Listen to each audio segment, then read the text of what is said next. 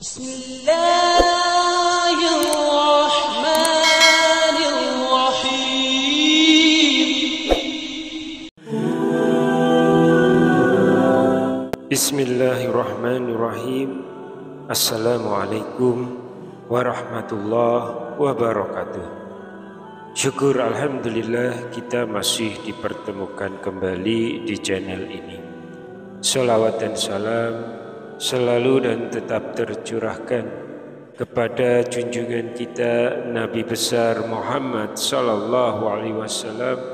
Allahumma sholli ala sayyidina Muhammad wa ala ali sayyidina Muhammad. Harapan dan doa saya semoga sahabatku semuanya selalu diberikan kesehatan, dilapangkan rezekinya, diampuni dosa-dosanya, dipanjangkan umurnya, dan semoga kita tidak mati kecuali mati dengan beriman dalam Islam. Dan sempatkanlah menuliskan sholawat di kolom komentar, insyaallah akan menjadi bukti cinta kita kepada Rasulullah Muhammad sallallahu alaihi wasallam. Semoga kita semua mendapatkan syafaat beliau di akhirat kelak. Amin ya rabbal alamin. Sahabat beriman yang dirahmati Allah, ada sebuah kisah yang bisa kita jadikan renungan bersama. Di sudut kota yang tak terlalu ramai, hiduplah seorang lelaki bernama Fatir.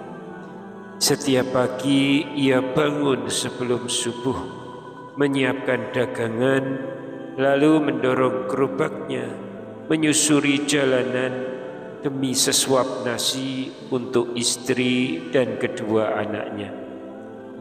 Namun meski telah bertahun-tahun berusaha, hidupnya masih terasa berat. Rezeki terasa seret, hutang belum lunas, sakit datang silih berganti. Dalam sujud malamnya, ia sering bertanya lirih kepada Allah, "Ya Allah, di manakah letak salahku?" Hingga suatu hari ia bertemu dengan seorang ustadz yang memberikannya nasihat. "Mungkin engkau berusaha, tapi belum sesuai dengan prinsip rezeki yang diajarkan Islam. Rezeki itu bukan hanya soal kerja keras, tapi juga soal cara, niat, dan arah hidupmu." Perkataan itu membekas dalam hati Fatir, dan dari sanalah ia mulai belajar tentang 5 prinsip mencari nafkah dalam Islam. Prinsip yang mengubah cara pandangnya dan perlahan mengubah hidupnya. Apa sajakah kelima prinsip mencari nafkah dalam Islam ini? Prinsip pertama, jangan malas mencari nafkah. Fatir dulu sering berpikir, yang penting niat meskipun hasil sedikit. Tapi ternyata dalam Islam, seorang lelaki, apalagi yang sudah berkeluarga, harus giat bekerja. Ibnu Mas'ud radhiyallahu anhu pernah berkata, "Aku melihat seorang pemuda yang membuatku kagum, tapi saat ku tahu ia tidak bekerja, seketika martabatnya jatuh di mataku." Hadis riwayat Sa'id bin Mansur. Nabi Muhammad sallallahu alaihi wasallam pun memuji lelaki yang mencari nafkah dengan tangannya sendiri. Bahkan jika kiamat datang dan seseorang masih punya benih untuk ditanam, maka tanamlah. Hadis tersebut diriwayatkan oleh Ibnu Majah dan disahihkan oleh Syekh Al-Albani. Pendapatan yang terbaik dari seseorang adalah hasil jerih payah tangannya. Karena bekerja itu ibadah, dan meninggalkan keluarga tanpa nafkah adalah dosa besar. Rasulullah sallallahu alaihi wasallam bersabda, Seseorang itu sudah cukup dikatakan sebagai pendosa jika ia menelantarkan orang-orang yang menjadi tanggungannya. Hadis riwayat Ahmad, disahihkan oleh Syu'aib Al-Arnaud. Prinsip yang kedua, jangan cari nafkah dengan cara haram. Apalah arti harta yang banyak jika didapat dari yang haram? Allah telah memperingatkan kita, jangan tukar ayat-ayatnya demi keuntungan dunia. Jangan cari rezeki dengan riba, suap, tipu daya, atau hal lain yang dilarang agama. Allah Subhanahu wa ta'ala berfirman, dan janganlah kamu menukarkan ayat-ayatku dengan harga yang rendah. Quran Surat Al-Baqarah ayat 41. Ibnu Katsir rahimahullah menjelaskan, maksudnya jangan menukar keimanan terhadap ayat-ayatku dan keimanan kepada Rasulku dengan dunia dan syahwatnya. Karena dunia itu hal yang kecil atau remeh. Tafsir Ibnu Katsir. Nabi SAW juga bersabda, sesungguhnya daging badan yang tumbuh berkembang dari sesuatu yang haram akan berhak dibakar dalam api neraka. Hadis riwayat Tirmizi, disahihkan oleh Al-Albani dalam Sahih At-Tirmizi. Rezeki haram seberapapun besarnya tak akan berkah. Ia akan habis, meninggalkan kegelisahan, bahkan mungkin mendatangkan laknat. Maka fakir mulai berhenti mengambil pekerjaan yang abu-abu. Sedikit tapi halal, jauh lebih menenangkan. Prinsip ketiga, jadikan nafkah sebagai sarana akhirat.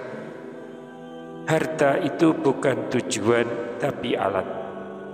Tujuan hidup kita adalah ibadah. Allah tidak menciptakan kita hanya untuk makan, minum, dan menumpuk kekayaan. Kita hidup untuk menyembahnya, dan harta hanyalah alat bantu untuk bisa beribadah lebih baik.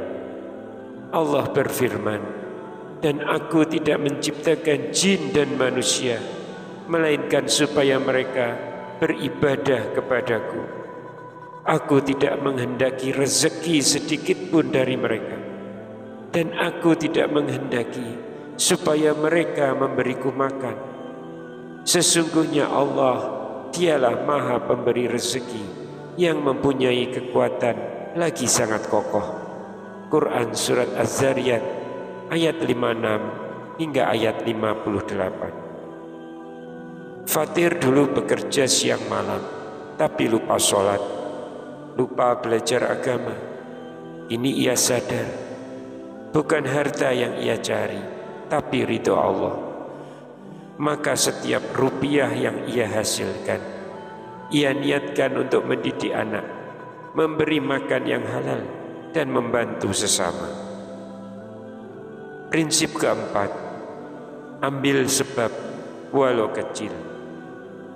Kadang fakir merasa minder, usahanya kecil, pendapatannya sedikit, tapi ia ingat kisah Maryam yang diperintahkan Allah untuk mengguncang pohon kurma saat lemah karena baru melahirkan. Usaha kecil itu membuahkan rezeki besar.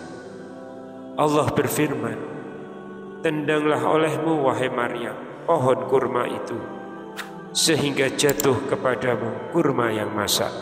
Quran Surat Maryam ayat 25. Maka bersemangatlah walaupun pekerjaan Anda sederhana, gajinya kecil, atau pendapatan Anda sedikit. Tetap lanjutkan dengan semangat jika itu yang Anda bisa lakukan. Rasulullah bersabda, jika salah seorang dari kalian pergi mencari kayu bakar dan menjualnya, itu lebih baik daripada meminta-minta. Hadis riwayat Bukhari dan Muslim. Tak perlu gengsi, yang penting halal dan ikhlas. Dari usaha kecil, Allah bisa datangkan berkah yang besar.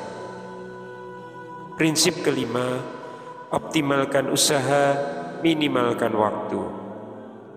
Islam tidak mengajarkan kita bekerja sepanjang waktu hingga melupakan akhirat. Rezeki sudah dijamin Allah, maka carilah dengan cara yang halal dan efektif. Jika cukup dengan 4 jam bekerja, sisanya untuk Allah, untuk sholat, ngaji, dan mendidik anak. Nabi bersabda, habiskan waktumu untuk ibadah, niscaya aku cukupkan rezekimu. Fatir kini membagi waktu, tak lagi mengejar dunia siang dan malam. Ia berusaha secukupnya, lalu serahkan hasilnya pada Yang Maha Kuasa. Sahabat beriman yang dirahmati Allah, kini Fatir masih tinggal di rumah sederhana. Dagangannya belum sehebat toko besar, tapi ada yang berubah. Hatinya tenang, keluarganya bahagia, dan rezekinya terasa cukup, bahkan kadang lebih. Ia berkata, dulu aku mengejar rezeki, tapi sekarang aku mengejar ridhonya. Dan ternyata ketika kita kejar Allah, rezeki justru yang datang mengejar kita.